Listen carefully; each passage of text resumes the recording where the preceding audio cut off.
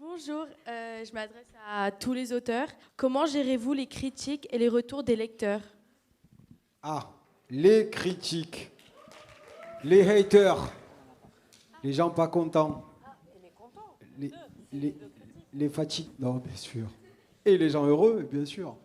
Comment on le vit?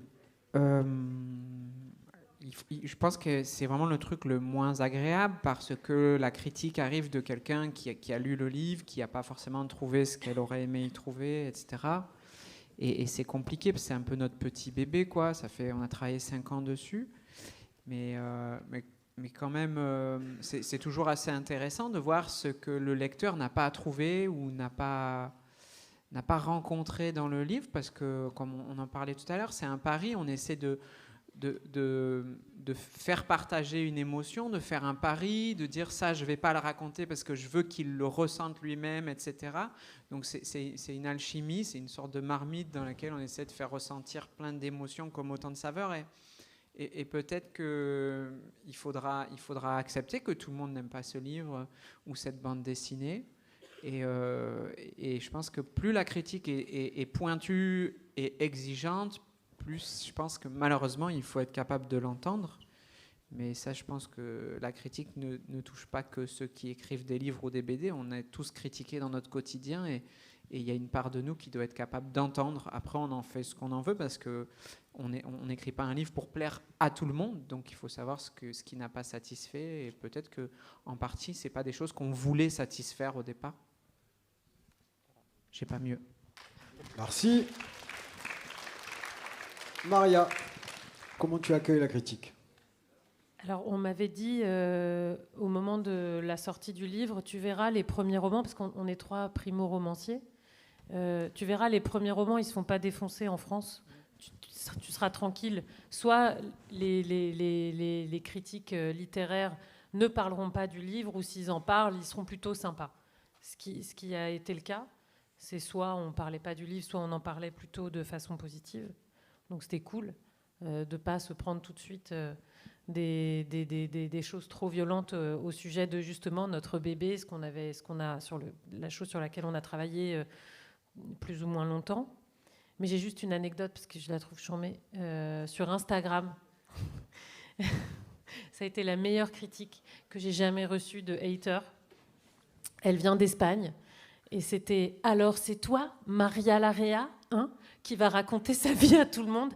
Eh bien, sache qu'il y a des vies plus difficiles que la tienne. » J'étais là, magnifique, je veux l'encadrer. Ah ouais, ok. Donc, j'ai beaucoup aimé, je voulais la partager avec vous. Avec l'intonation en plus. On peut l'applaudir pour l'intonation parce qu'on l'a vécu là. L'intonation du hater.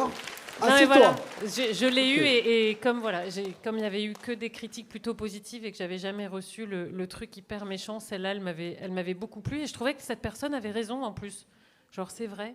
J'essaye pas de dire que mon existence ou mon expérience, même si c'est un livre d'autobiographie ou d'autofiction, est plus dur ou il n'y a pas de concours et tout ça. Donc je trouvais ça très juste. J'étais d'accord avec cette dame. Voilà. Bisous, madame. En fait, ça dépend qui l'écrit, ou l'a dit et comment. Moi, je trouve qu'il y a des... alors, je vais parler d'une manière générale. Je trouve qu'il y a des critiques littéraires, que ce soit pour les romans ou la BD, qui ont des compétences et une manière de l'aborder qui est intéressante. Moi, je trouve que si ce qu'il dit, le critique, est fondé et il y a des arguments pour, c'est intéressant. Mais on a quand même une pléiade de journalistes ou de critiques littéraires qui racontent des trucs, mais c'est d'une absurdité. Et donc ça fait mal en fait un peu, parce que quand c'est pas fondé, quand c'est juste pour écrire un papier ou un morceau sur les réseaux, bah, c'est vrai que nous on y met tout notre cœur dessus, et donc s'ils racontent de la merde, c'est difficile après à accepter, quoi. Parce que évidemment que ça nous touche, évidemment qu'on y est sensible, évidemment que quand on se dit que des milliers de gens vont le lire et vont avoir cette idée, bah, ça nous met un peu en colère, quoi. Donc moi j'ai envie de dire, ça dépend de la qualité de la personne qui est en face et de comment il écrit. Faire un mauvais bouquin, bon, on en a tous fait, on en fera tous, quoi. Et avoir des critiques judicieuses par rapport à ça, pourquoi pas. Mais il faut que ça soit cohérent par rapport à ce qu'il dit, quoi. Okay. Merci. qu'il faut savoir, c'est que dès qu'on s'engage dans la création, on est exposé et il faut arriver à... Voilà, il y a des jours aussi où on accepte la critique plus facilement, d'autres on est fragilisé, mais on est toujours confronté à ça, donc il faut vivre avec ce truc-là. Et puis de temps en temps, se raccrocher aussi à des moments de bonheur et des retours qui nous font du bien. Nous, le paradoxe, en fait, la meilleure critique qu'on ait pu avoir sur Lucien, et on l'a eu à plusieurs reprises, c'était « j'ai pleuré ».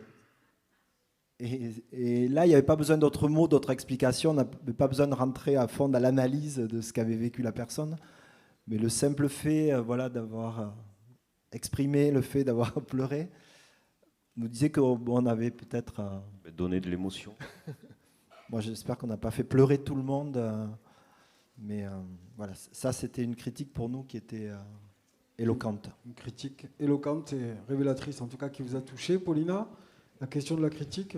Oui, alors, moi, j'ai l'impression, en tout cas de mon expérience, que la critique littéraire, qu'elle soit positive ou négative, professionnelle ou pas, que ce soit des journalistes ou des lectrices-lecteurs, la plupart du temps raconte beaucoup plus de la personne qui la formule que de l'objet sur lequel elle porte, beaucoup plus sur celui qui parle que du livre dont il s'agit.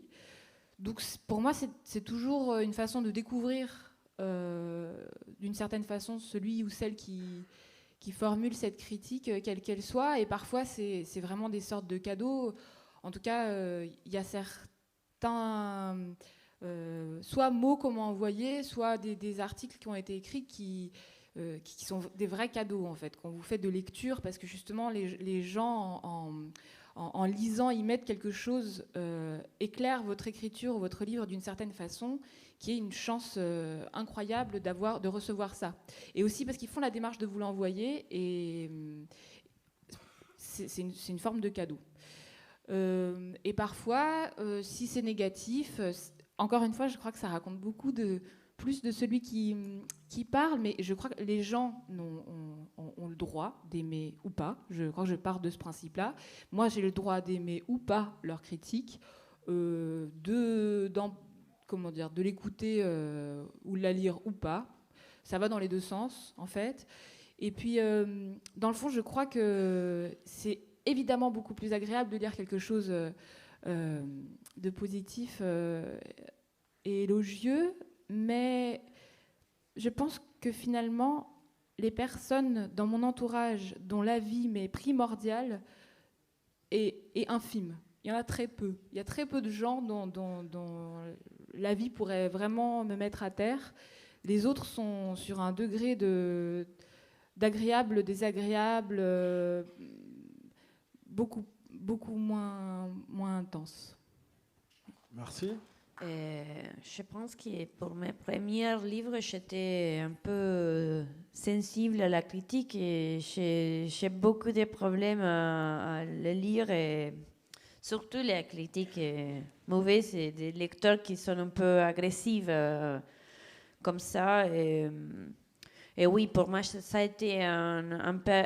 j'ai perdu beaucoup de temps en essayer comme répondre dans ma tête la critique qu'ils ont fait, mais avec le temps j'ai compris aussi la même chose que Pauline a dit, que ça parle beaucoup plus de la personne qui écrit la critique et de le livre, tout ça. Et oui, je ne sais pas, à ce moment je paye pas beaucoup d'attention à la critique. J'ai appris ça.